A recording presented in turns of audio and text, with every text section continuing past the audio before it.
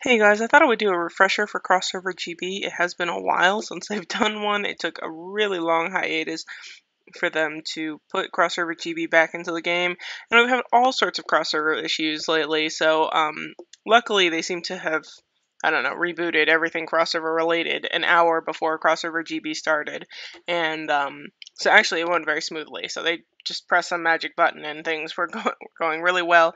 I think all my lag was recording related and not GB related, and so that was somehow nice. Wish I'd done that, 2 days earlier, but it's Wartune. Um, so here's my little guild, Shockwave. Kabam server 18. I love it when you guys come visit and come talk to me, ask questions and stuff. I try to answer whenever I can.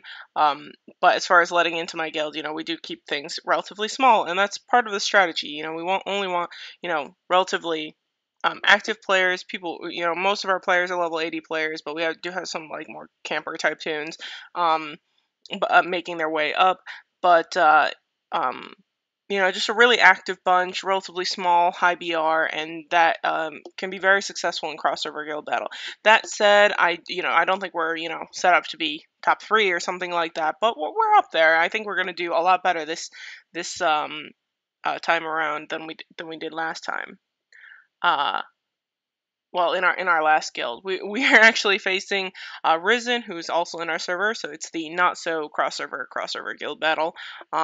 But we're very familiar with this guild, so it goes rather swiftly. But I'll use them as examples of different aspects of crossover GB that are important, and just kind of make this as a reference for that type of stuff. Also go over some organizational things and leadership aspects of crossover guild battle, as well as just overall things for the guild. I think some of my younger viewers really struggle with some of the social aspects of the game, and even some of the older players. Gamers tend to be very hot-headed, big egos, and I wouldn't totally exclude myself from that category. Less so on the hot-headed, but definitely, I mean, there's a lot of pride involved sometimes, and so you kind of have to let that go with a lot of the guild stuff. You have to, um, one, manage personalities as well as people, and that's a good life skill. It's tougher for the younger viewers, which I think they want to get really involved.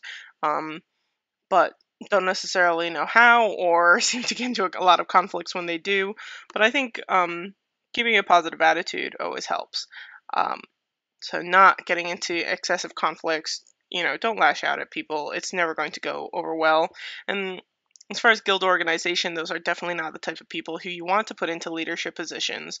And we don't. None of our guild officers are people who get into conflicts on a regular basis. And you guys have seen Baldwin in my videos, and he is a very, very dear friend, my closest friend in the game. But I would never, on a million years, make him an officer, because he's not somebody you want to trot out in front of all the other guilds. Because even though he's a really smart player and is really great at the game, he also is a troublemaker. And so I use him as a living example that I would willingly demote or not promote one of my closest friends, because he's just not appropriate for the role. Um, and so yeah, those are things to keep in mind when you're thinking about guild leadership and who you're going to promote. And if you're a person who wants to get into a leadership position, um, things that you should care about. Uh, so this is a really great bunch. We don't keep any officers because I mean, like officers, like I don't see the point of just having somebody who can just invite and kick people. Like you might as well just have them actually contribute to guild battles and stuff. So yeah, all of our assistant guild masters are relatively active players and know the players well. You want to have a knowledge of your players and know who lags in certain situations and who's good at what classes, BRs, sylph types, things like that. Just have a general, you don't have to know everything, obviously, but have a general knowledge of your player base and what you're working with. So those are the types of people you want in leadership, and I think the other important part is there's no BR that is worth a terrible personality. Do not have strong players who are just absolutely dreadful. I assure you, it is not worth it. And so, um, I would keep that in mind when you're trying to build a guild that's going to last a long time, and then you're going to have a positive experience with Wartune. That is an incredibly social game. To surround yourself with good people and good players. Both of those are really important. All right, enough philosophical mumbo jumbo. We can go on to kind of um, strategies for organizing everybody. Get a rough idea of what you're working with BR wise, and understand your class spread out. I think we have uh, enough mages to spread them out between 5 towers, but not totally amazing. We're really knight and archer heavy server, or even just all of Kabam seems to have like way too many knights and archers and not enough mages. Um, but we manage, and so being able to have a mage at every tower and a reasonable BR is important, and how many towers are you going to prioritize, that type of thing. So get a rough idea of your guild, and then move on to the participant list within Crossover Guild Battle. Here, some people get a little intimidated by these team numbers. It's really just an organizational thing to say, hey, team 1 through whatever, go tier, team, whatever through whatever, go there. And so it's just organizational purpose. It's very nice, actually. Here, we have teams 1 through 4 and 6 go to towers. When I'm thinking about tower teams, here I try to spread out the power but keep couples together. So, you see Shock and myself together, Late Night and Katrina, Robin and Midori, and some other ones. So I keep that in mind, as well as just spreading out the power. Because I felt like we could win this pretty quickly and grab all 5 towers, I did spread the power out quite a bit. But against a team that is much more competitive and there's a risk of spreading ourselves too thin, I'll cut probably back down to 3 or 4 towers. And try and just start out that way, and then maybe you can spread out later. Remember that you do need to cover both the Guardian Tower and the Totem. So actually, you can have 4 players at each of those, but I feel like 8 people per tower totem area is a little excessive. So we usually do 1 team at a time, and then some other players come in to support. Another thing that you want to make sure that you assign very specifically, or else people will just want to hop in and do whatever, are your tank teams. So here you can see me chatting to the guild a little bit about, where everybody's supposed to go. I did forget about assigning the tank teams, but in that list was Team 5, and that had a bunch of players, Baldwin, Tassin, Artie, and Tapper, who are very good at tanks, play tanks very frequently, are very good at it, and they tend to, one, not lag as much, and also be very targeted players. So you want people who can attack people and know what they're doing. So once people get into a fight already in crossover guild battle, shooting them with a tank doesn't do anything. So you want people who are really paying attention and very easily able to target, be able to click on the players who aren't in battle and get them, and have a general knowledge of, who's strong, and so who do I need to attack. So those are important when you're choosing people to be in tanks. Also, people with a decent HP. You don't want people too weak to be in a tank, because your tank HP is determined by player HP. So it's just player HP times 10, and that'll be your tank HP. So that's something to keep in mind as well. I do bother to mention to the guild to not get into too many conflicts. I was very worried about bugging. So a lot of the bugging with crossover stuff had happened through fights. So I mentioned, hey, be careful and try and not get into too many conflicts. And for all the people who weren't assigned to those, teams 1 through 6, make sure they're on the right track collecting crystals. And in a much more difficult fight with a lot of top players, you'd want them blocking some of the top players from the towers as well. Once the fight gets going, this is the opportune moment to make sure that your people who are assigned to tanks are actually in tanks, and also make sure that people who you've actually put in the battle are there. Sometimes people get left out and such, so there's a little bit of logistics that comes with being an assistant guildmaster or the guildmaster. Definitely for the guildmaster. Oh, whenever I have to cover for our guildmaster if he's away on vacation or something, it's a miserable time as far as how many PMs you get. But whenever do what you can. And so here I'm sitting at the towers, kind of getting a lay of the land. We were missing one totem for a little bit, and so I was just trying to check in, see what's going on there. Seems like everybody had things covered pretty quickly. Again, a huge power difference between these two guilds, even though we have a similar BRs.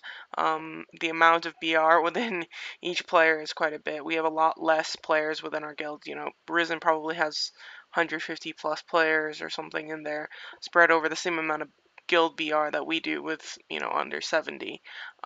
So there's a real difference there. I don't know why I'm lasering here.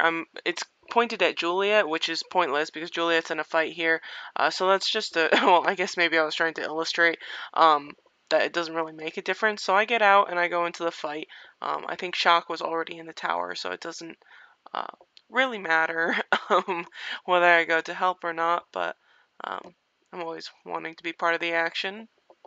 Towers are so important to grab, you know, so here I was uh, saying, you know, we lost one of the totems, and so I was saying, you know, you guys, we gotta grab that quickly because the points are going out. The points go out every 5 minutes, so one set of points for the tower for the totems already went out, which is why we have 2K or so. So it's 400 points every 5 minutes, and so totems are incredibly critical to winning this match. You definitely, I mean. You definitely want at least two if you want to have high points. If you don't think that you're going to win, but you're really trying to go for as many points as possible because that affects your rankings, um, then, you know, put a ton of players, all your strongest, into two towers and move around and try and claim as many of those totems as you can. In our case, you know, we're trying to uh, grab all of the towers and win as fast as possible. So it's more critical that we're just on top of things and don't get sloppy. Um, so the importance of the towers, you know, I'm guarding one of the towers. Is that they're so powerful, they give you such an edge at the totems. So if you've claimed that tower, you can very easily pick off a lot of the players who are trying to claim the totem. So oftentimes if you're trying to claim the totem, you just have to go after the tower team first, because then you can use the tower to laser away the people at the totems, unless they're in fights. Again, if people are in fights, there's no point in trying to use the tanks or the towers on them. Just pick a different target because um, it's it won't affect their HP if you attack them from outside of a battle. So a little quick fight to help out Bwin. I think he had said that he was 1 versus 4, so I hopped out and gave him a little assist there. I thought I'd give folks a lay of the land and go show some of the different parts. You can see some of the tanks floating around. The tanks got very aggressive and started going towards their spawn camp just to make things go faster. They're also competing for kills and things. Tanks are one of the easier ways to get kills, which is another reason why oftentimes it's better to just assign them because people will get, you know, greedy and rush for them even if they aren't that good at using a tank, just so they can you know, get first in the rankings and get more rewards or something like that. Guild communication is also a really big factor. It's probably the most important thing after, you know, just having strong players and also not having your players bug and not be able to do anything. Those are probably the two, not bugging and having strong players, and then after that, oftentimes it can just be coordination. And so using a group chat, we had a few people on Skype here, but because we kind of already knew the outcome, we didn't do a big raid call. But usually we use a raid call room that one of our AGMs has, um, and that's very, very helpful. It also is kind of nice to get to know the people that you play with outside of just pure text, because, you know, I think most people understand that people have a different, you know, communicating just through typing. It's not show people's personalities. It's completely correctly. And so I've had it go both ways. I was just talking to somebody over raid call and just feeling like, oh, you're way crazier than I thought you were. And then the other side of somebody who I thought was very, very quirky or whatever, just be like a really average Joe. So um, I highly recommend it. It'll help coordinating things a lot. You know, even if you only have like half of the guild in the raid call, it can help things a lot. Um, so that the people who aren't comfortable doing that can, you know, I have more people to type things out into chat to get things across. So that's very helpful. I grabbed a tank here just to show it. So here I'm trying to target people, and you can just press 1 for the laser and it'll target the person nearest you, but in some cases that person could be in a fight already, and so there's no point in attacking them. So um, if you don't see anybody in a fight, then you know, just doing the auto targeting is fine. But if you see lots of people in battle, you want to make sure that you pick out the people who don't have the little fighting swords over their heads. When you're in the tank, here I don't think I end up doing it because I mostly just see players, but you really want to go after the other tanks, and hopefully those other tanks, the players in them don't have very low HP, and so you can hopefully take them out. But only another tank can take a tank out of battle. So if you are on foot and you attack a tank, all that's going to do is send them back to spawn, but they'll still have the tank. Whereas if you kill a tank with another tank, it'll be taken out of the fight. So here we had, you know, a little congratulations from Risen and a big thank you to them. You know, I know for sure those guys over there were trying their best, and so a big thank you to them. Our next fight is against a guild called Saints, I think. So hopefully that's a good fight. Here we have 1,500 King Seals from winning in under 20 minutes, and I'll be using that on the Snow Yak card once I can get enough stuff for it, and then after that just Vulcan Hammers. I don't really know whether to be super happy that I can get another free mount. I should be really happy about that, but since I was expecting to be able to get a lot of hammers from crossover GB, I'm a little bit disappointed in some ways. But yeah, free mount's a free mount, so that's always should be always a positive thing, I think. Um, so yeah, uh, that's the gist of it. I know there are things I didn't cover, so please leave in the comments if you have any questions about crossover GB or any comments. I'm sure I missed something, but I just wanted to give a lay of the land and a little refresher info as well. But use the opportunity to have a good time and get to know your guild a little bit better, a little bit more coordinated, which I think once in a while we could all use. So have fun, take care, and have a very good day.